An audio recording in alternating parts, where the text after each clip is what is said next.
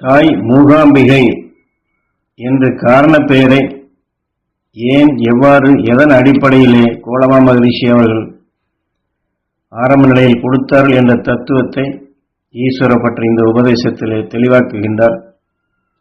தாய்மையினுடைய சக்தியினால்தான் உயர் ஞானம் பெற முடியும் என்ற தத்துவத்தை தான் இதில் உணர்த்தி, தாய், தந்தை, குரு என்று வழிபடும் முறைகளில் மனிதனின் சிந்தனை சீர்பட, மனம் ஒருமுகப்படுத்தப்பட, தீமையான செயல்களுக்கு நாம் சென்றிடாத வண்ணம் ஆரம்ப ஞான வளர்ச்சியின் ஆக்கத்திற்கு தன் சக்தியை, வளர்ச்சியை பக்குவப்படுத்தி, பரபிரம்ம சூத்திரம் என்றால் இதெல்லாம் இயற்கையுடைய நியதி, இதுதான் வழி.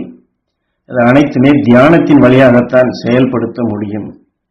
அப்படி தியானத்தின் வழியாக செயல்படுத்த முடியும் என்றாலும் அதற்கு கடைபிடிக்க வேண்டிய முக்கியமான குணாதிசயங்கள் என்ன? அன்பெனும் வசமாக பரிவு என்ற இரக்க குணம் காட்டி, பாசம் கொண்ட செயல் மூலம் உயிரை நேசிக்கும் பக்குவத்திற்கு வருவோர்கள் தன் தாய் சக்தியை தன்னுள்ளே வளர்ச்சிப்படுத்திக் கொள்ளும் வழிவகைகளை அறிந்து அதன் வழியில் செயல்பட்டால் அறவழியில் தியான நிலையை உணரலாம். ஆனால் இங்கே உயிரை நேசிக்கக்கூடிய பண்பு அது எப்படி வர வேண்டும் என்பதை தாய்மை என்றால் நமக்கு தாய் பாசம் அதை பற்றி தெரியாதவர்கள் யாரும் இருக்க முடியாது. தாயின் குழந்தையை எப்படியெல்லாம் கருவிலிருந்து அது அன்பு கொண்டு, பரிவு கொண்டு, பாசம் கொண்டு, அதற்கு எத்தனையோ சீராட்டி தாளாட்டி தன் இரத்தத்தையே அதற்கு கொடுத்து அந்த சிசுவை அது வளர்க்கிறது என்பதை நாம் எல்லாம் அறிந்தவர்கள்தான். அந்த குணத்தை இங்கே நம் உயிரை நேசிக்கும் பக்குவத்திற்கு வர வேண்டும். அந்த தாய் சக்தியை நமக்குள்ளே வளர்த்து கொள்ள வேண்டும். அந்த வழியிலே நாம் செயல்பட்டால் இந்த தியானத்தின் சூட்சுமத்தை உணர முடியும். அது தாய் சக்தி என்று இங்கே சொன்னாலும் அது கணவன் மனைவி என்ற நிலைகள்தான். மனைவி என்பது தாயாக குழந்தை உருவாக்கும் பக்குவத்தில் வருகின்றது.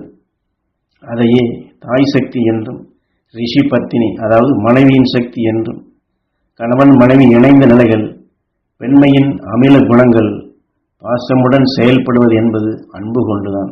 என்றால் கணவன் மனைவி அந்த அன்பு கொண்ட நிலையில் உருவாவதுதான் குழந்தைகள். ஆக அந்த அடிப்படையிலே தான் தாய்க்கும் குழந்தைக்கும் அந்த பாசம் அதுவும் அன்பு கொண்டுதான் வருகின்றது.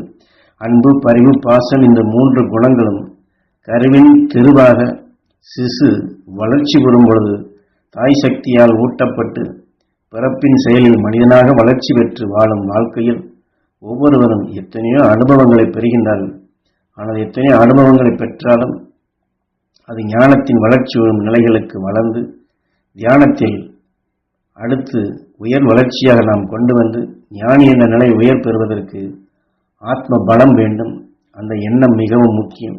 அந்த ஆன்ம பலம் பெற வேண்டும் என்றால் அதற்கு ஆணின் தன்மையில் பெண்மை குணமும், பெண்ணின் தன்மையில் ஆணின் குணமும் இயற்கையின் கதியில் சரீரத்தில் மின் காந்த புலத்தின் நிகழ்வாக அறிவின் எண்ணம் கொண்டு வழிகண்டிடும் பக்குவத்தில் மாற்றம் கொண்டாலே செயல் வேறாகும் அப்பா.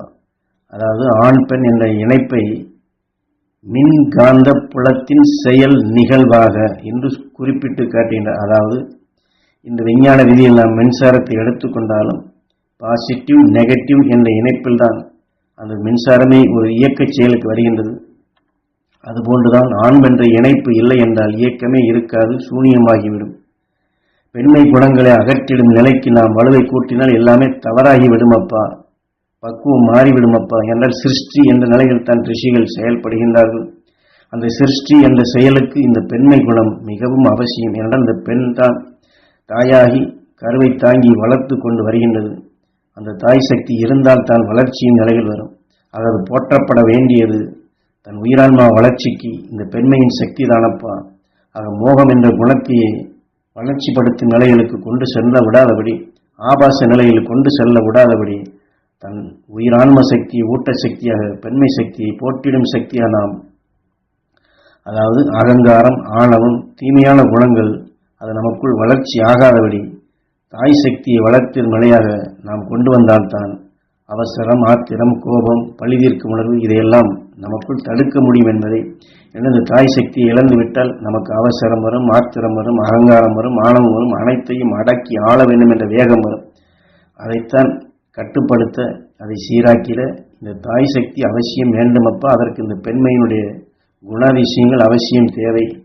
இந்த உண்மையை உணர்ந்து கொள்வதை மிக மிக நல்லது என்று உணர்த்துகின்றார். அதைத்தான் கோலமா மகர்ஷி அவர்கள் தாய்மையினுடைய சக்தியாக மூகாம்பிகை என்று தன் உயிரோடு ஒன்றிய நிலைகளை அவர் உணர்த்தி சென்றார். அவருடைய உணர்த்திய தத்துவங்களைத்தான் இதில் இங்கே சுட்டி காட்டுகின்றார். ஆகவே உயர்ஞான வளர்ப்புக்கு நாம் செயல் கொள்ளும் பொழுது தன்னை வளர்ச்சிப்படுத்தி கொண்டுள்ள அதற்கு வேண்டிய நற்செயலுக்கு நம் சிந்தனைகளை செலுத்தி அசுர குணங்களை நாம் சிறுக சிறுக விளக்கிடும் நிலையாக அந்த செயல் வைராக்கியத்துடன் இருத்தல் வேண்டுமப்பா.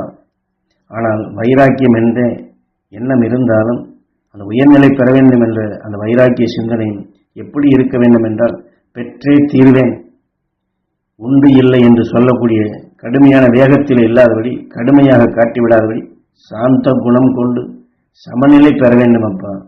அதைத்தான் அன்றைய சித்தர்களால் அர்த்தநாரீஸ்வரர் என்று ஆணையும் பெண்ணையும் இணைத்து காட்டியனுடைய சூட்சும பொருள்கள் உண்டு.